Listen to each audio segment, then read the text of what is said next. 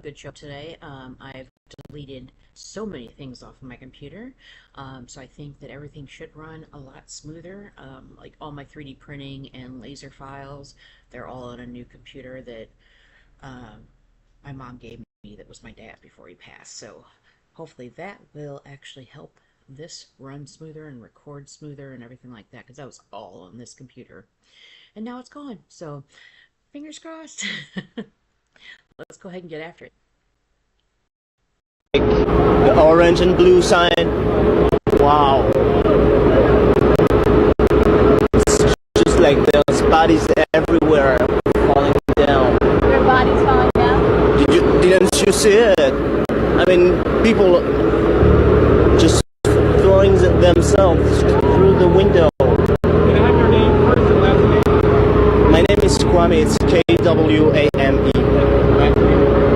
Leduc. Leduc. Just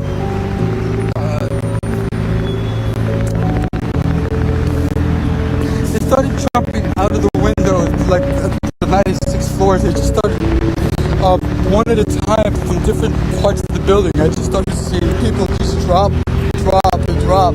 And I must have counted like 30 or 40 people, you know. And What came down? What came down? We crashed. The other trade center's down. It's down. It's down. Oh no!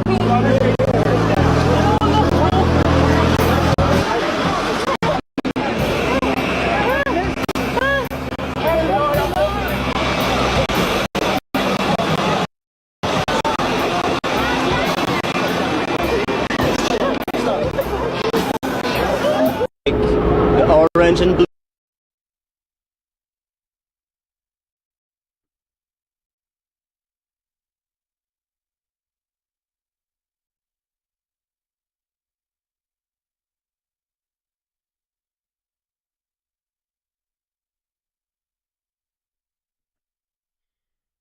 It's so sad, 'cause, just like so many other people, I remember exactly where I was when this happened, and I remember how our whole country came together to fight this kind of stuff.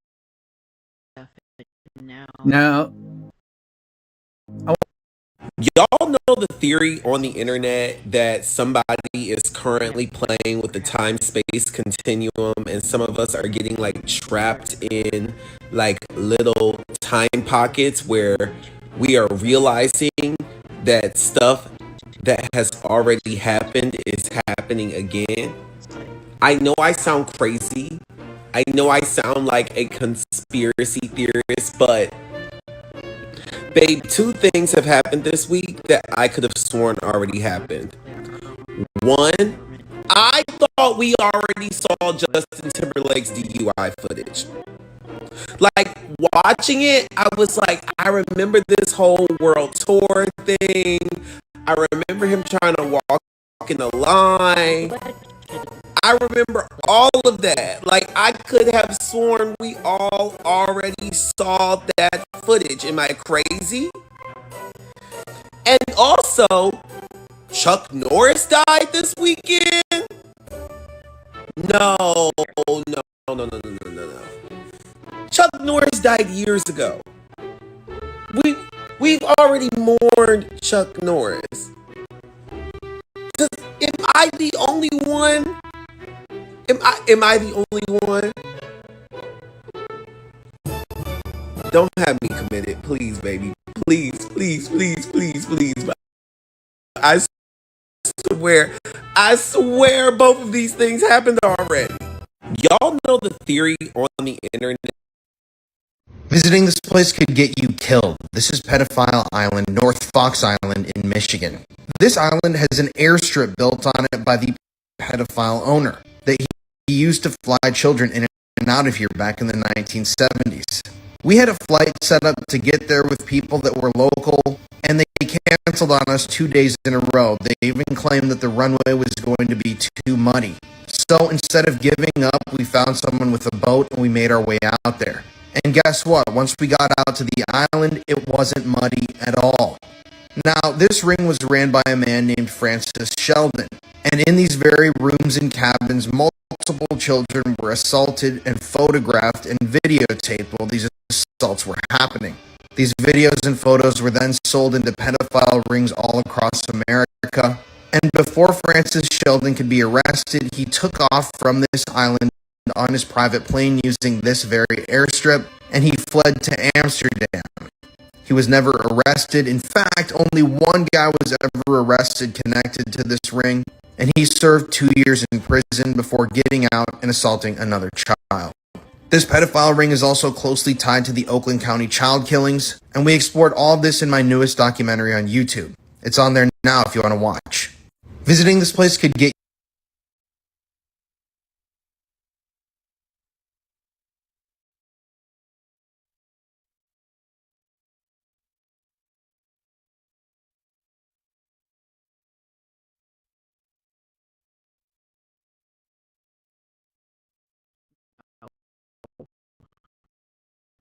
What they never told you is that a man heard voices inside his head using a kitchen appliance. And then the CIA buried the proof for 50 fucking years. His name was Joseph Sharp, and he was a researcher at Walter Reed. And this man, this federal employee on the clock, presumably with health insurance and a 401k, went and pointed a microwave signal at his own head just to see what would happen. And what happened was he heard words inside his skull. No speakers, no headphones, just a frequency aimed at his brain. And suddenly there's a whole conversation happening in there. And his colleagues wrote it up, and the government said, fascinating, classify it. And Joseph Sharp has been a footnote in history ever since, which honestly feels like the least they could do for this man. But here's why they were doing it in the first fucking place.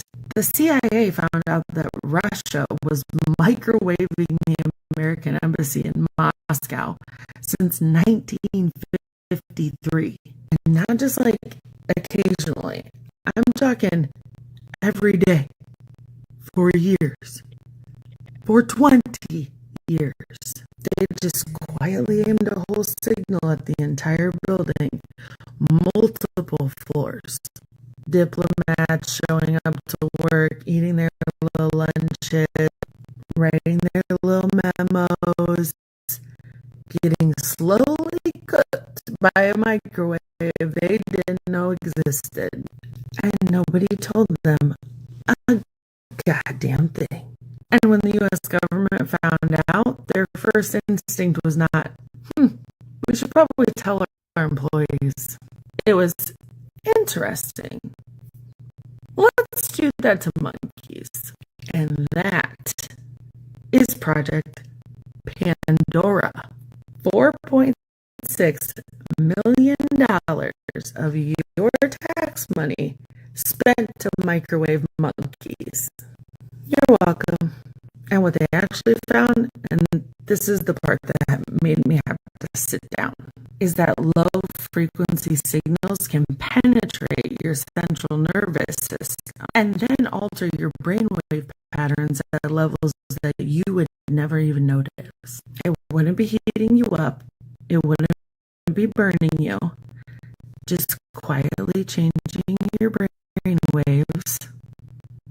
And they wrote little memos about it, stamped it as classified, and then in 1996 wrote public safety regulations that pretended the research never even existed.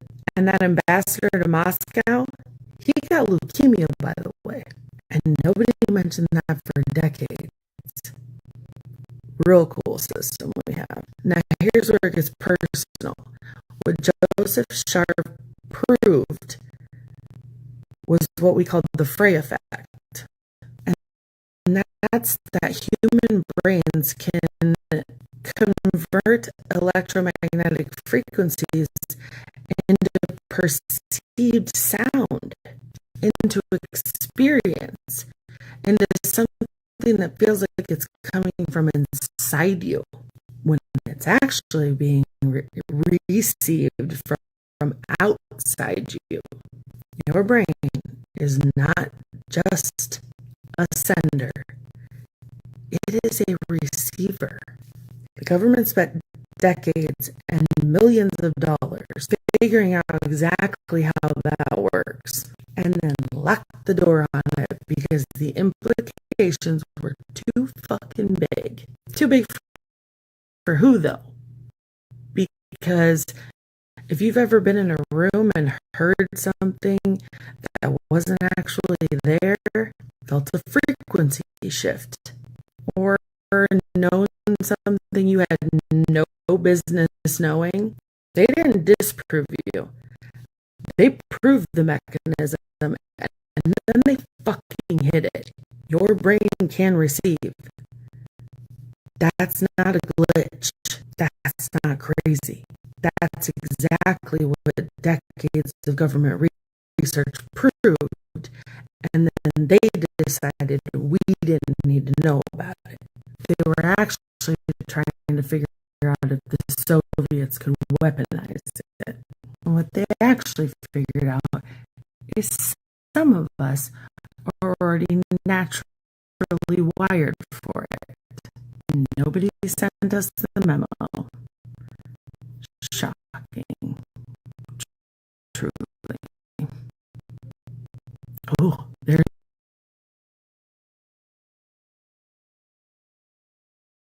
So you're saying none of us are actually from Earth? Not the Earth you think you know. The 7 continents we live on aren't our birthplace. They're a containment zone. A prison sealed off by the ice wall. A prison for who? For us. We're descendants of people who once lived beyond the wall. Civilizations so advanced and defiant they couldn't be controlled. So long ago, someone made a decision. Isolate them. Populate these continents with carefully selected descendants. Erase their memories. Erase their origins. You're saying we are not natives here? Exactly. We were placed here. Richard Constantine orchestrated what's called the Great Placement. He found these untouched lands inside the ice wall and realized they could serve as the perfect cage.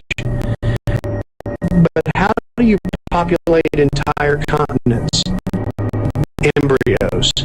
He harvested them from the ancestral lands, raised the first generation just enough to survive, then released them, let them believe they were inventing fire, tools, agriculture, when it was all designed. So all of human history is staged? Absolutely. So you're saying none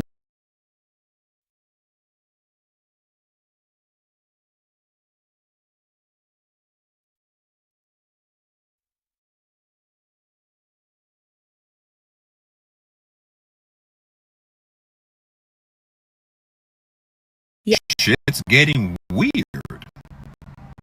Part infinity.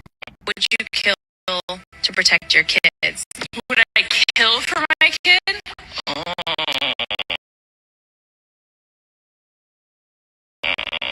Kill somebody? Yeah. Oh gosh, I don't know. I don't know how to answer. Listen. I'm not knocking them for their answers. I know their answers seem a little off-putting, but I'm not knocking them for their answers because I'm sure killing somebody is a life-altering experience. Okay, I don't know. I wouldn't know. I've never killed anybody. Only in my dreams. I've definitely killed a few people in my dreams. We've all had that dream where you kill somebody and you wake up from the dream and you're like, should I be in hiding? Like, we've all had that dream, right? Right? I don't need to go see a therapist, right? But I'll tell you right now, for myself, I'll just answer this for me. I would kill for my dog. For Peanut, I would kill for Peanut. Imagine what I would do for my daughter. I'll take it a step further. I would kill for your child. That's just my thought process on it. Like, if I saw something happening fucked up to a kid, and I saw it in real time, and I had to take action, and I was forced to kill somebody, I would kill for your child. I'll take it a step even further. I would die for my child, and I would die for yours.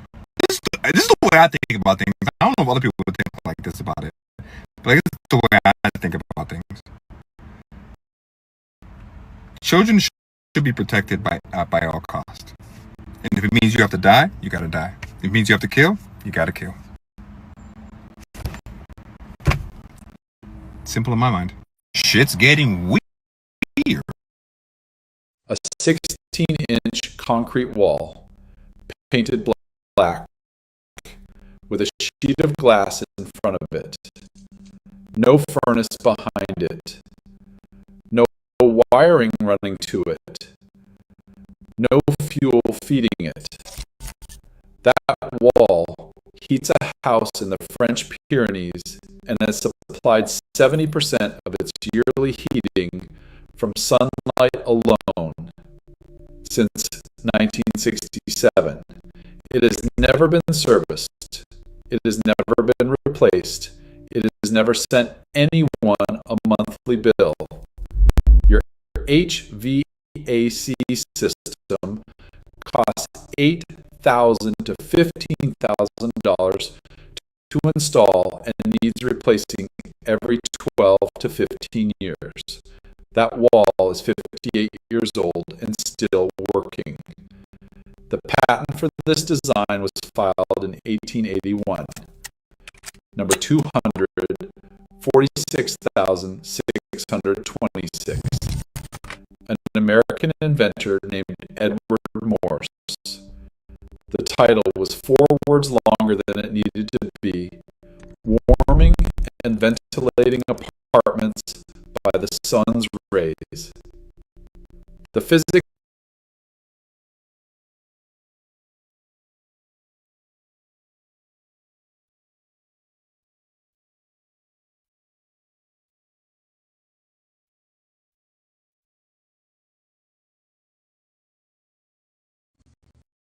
a 16-inch concrete wall.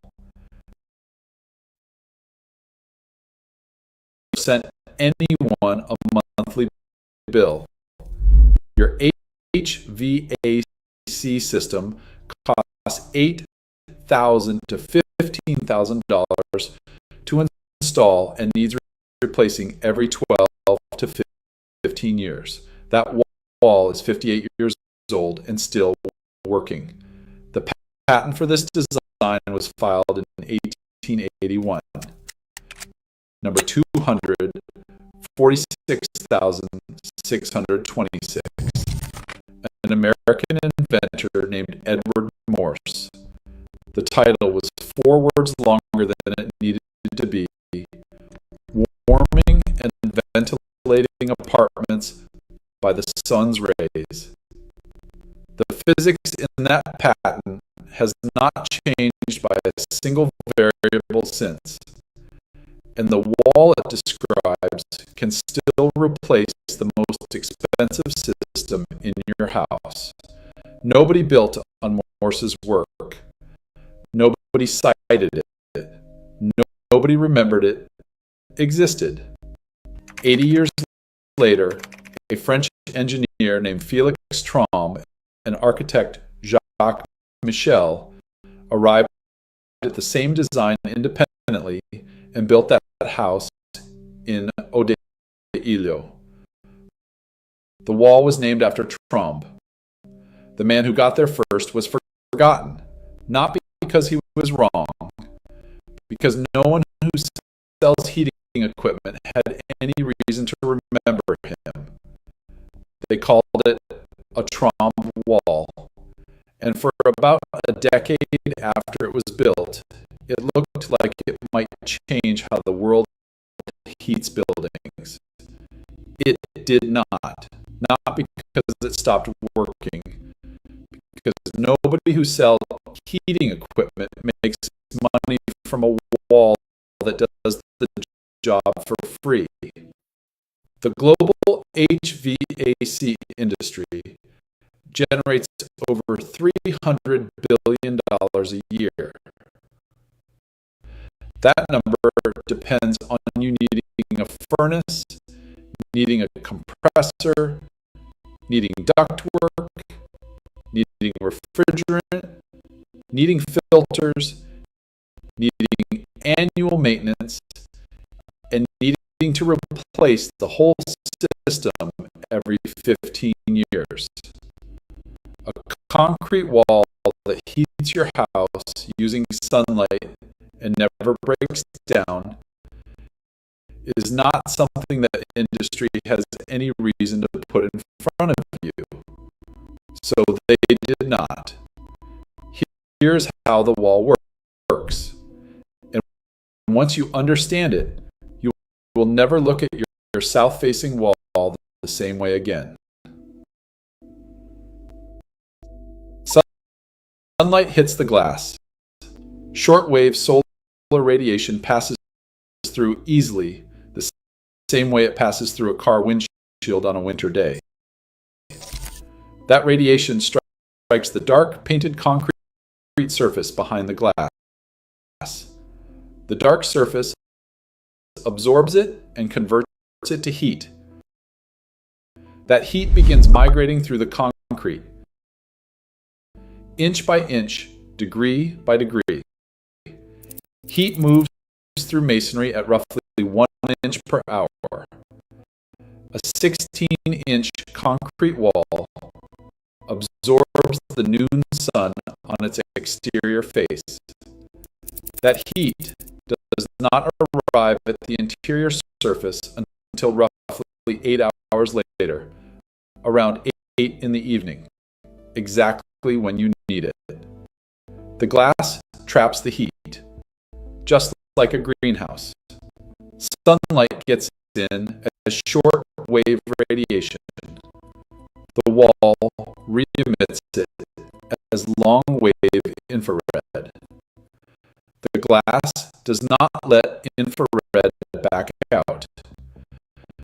So the space between the glass and the wall becomes a solar oven, continuously feeding heat into the mass throughout the day. You can add vents, 2 openings, one at the bottom of the wall, one at the top. Cool room air seam enters through the bottom vent, gets heated in the space between the wall and the glass, rises and flows back into the room through the top vent. A convection loop driven entirely by temperature difference. No fan, no pump, no electricity, just warm air rising the same way it rises above a campfire. So you get heat 2 ways. Radiation from the warm interior surface of the wall, slow and steady, peaking in the evening, and convection through the vents, faster, delivering warm air while the sun is still shining. 1 wall, 2 delivery systems, 0 operating cost. Now here's the part the title promised. This wall does not just heat, it cools. In summer, the sun rises high in the sky. A properly sized roof overhang, calculated for your latitude, blocks the high angle summer sun from ever hitting the wall directly. The wall stays shaded. The mass stays cool. But you can do more than that. Open the top vent to the outside instead of into the room. Close the bottom interior vent. Now the wall becomes a solar chimney. Whatever sunlight reaches the glass heats the air in the gap. That hot, a 16-inch concrete wall, painted black, with a sheet of glass in front of it. No furnace behind it. No wiring running to it. No fuel feeding it. That wall heats a house in the French Pyrenees and has supplied 70% of its yearly heating from sunlight alone since 1967. It has never been serviced. It has never been replaced. It has never sent anyone a monthly bill. Your HVAC.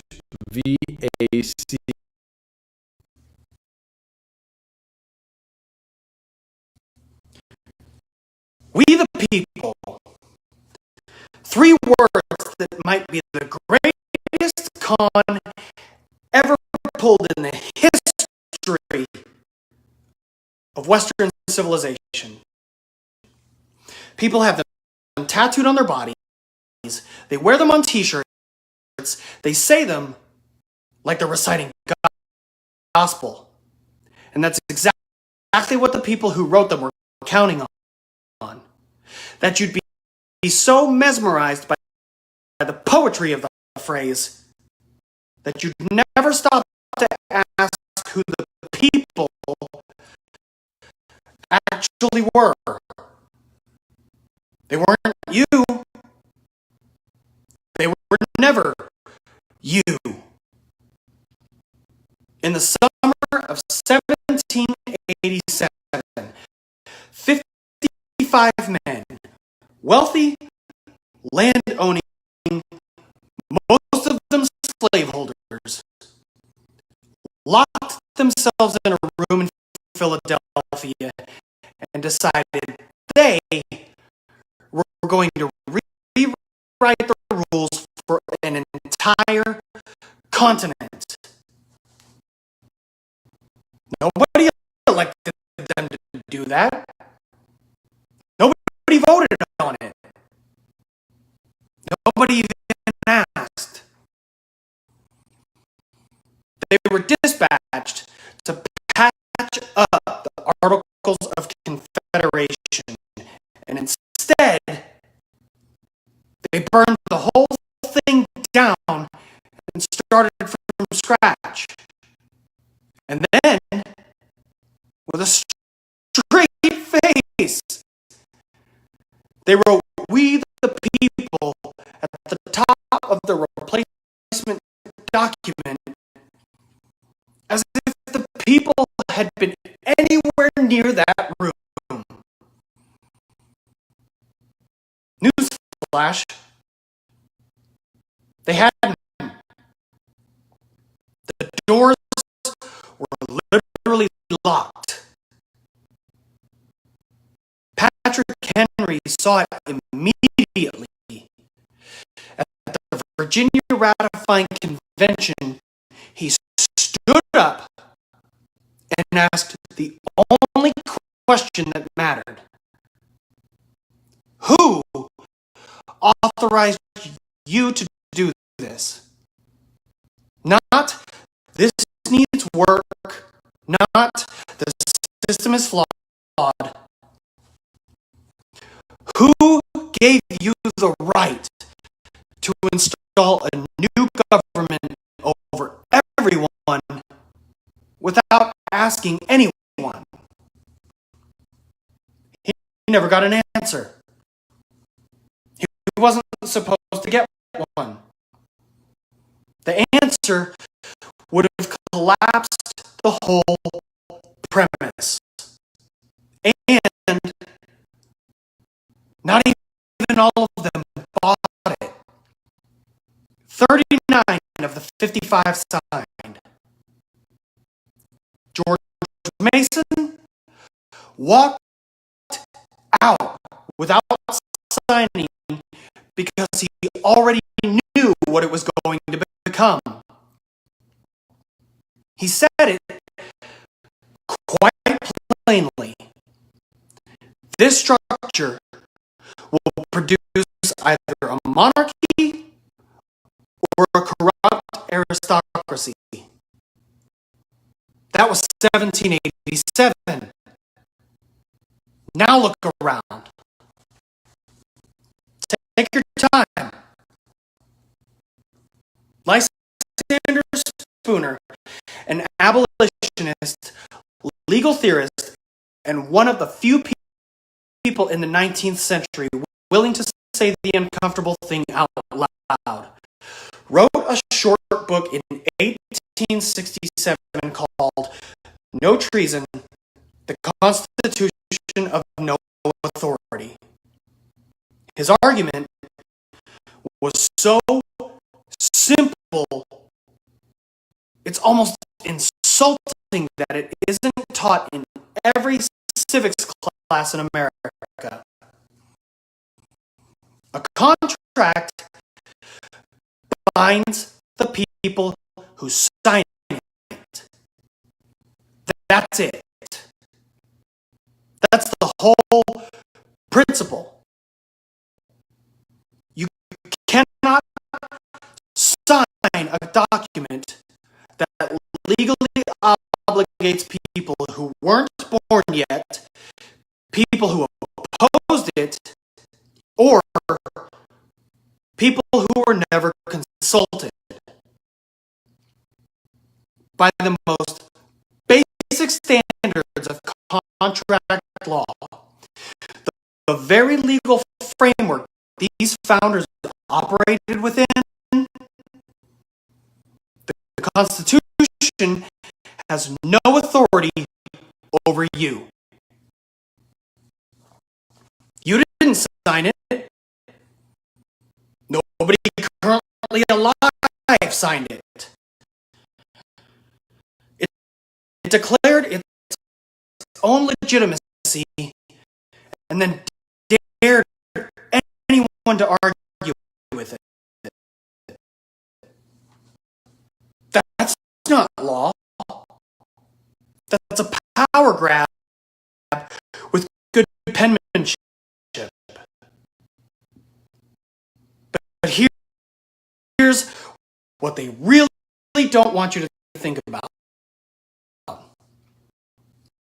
All of this, the whole magnificent theater of constitutional democracy was staged on land that already had fully functioning civilizations on it, and not primitive ones, not the savages your history books invented to make the theft feel cleaner.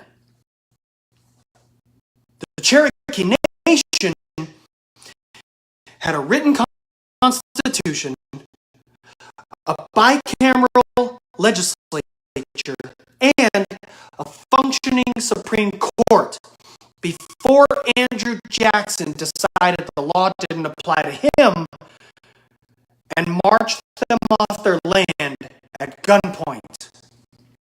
They had built, in other words, exactly what the founders claimed to be building, and it was destroyed precisely because it worked and couldn't be controlled. Cahokia, the great Mississippian city at the confluence of the Missouri and Mississippi rivers, was home to tens of thousands of people at its peak, larger than London at the same moment in history. They had complex trade networks, sophisticated social organization, and urban planning. This wasn't a campsite. This was a civilization operating centuries before a single European boot touched this continent. The Tlingit peoples of the Pacific Northwest had legal and economic systems so sophisticated that European legal theorists would have recognized the architecture. They had formal dispute resolution, defined property relationships, and governance structures built on accountability and reciprocity. None of it required a king. None of it required a constitution written in secret by men who owned other human beings. These weren't replaced because they failed. Let's be absolutely clear about that. They were destroyed because they couldn't be owned, couldn't be taxed, and couldn't be made to produce profit for people an ocean away.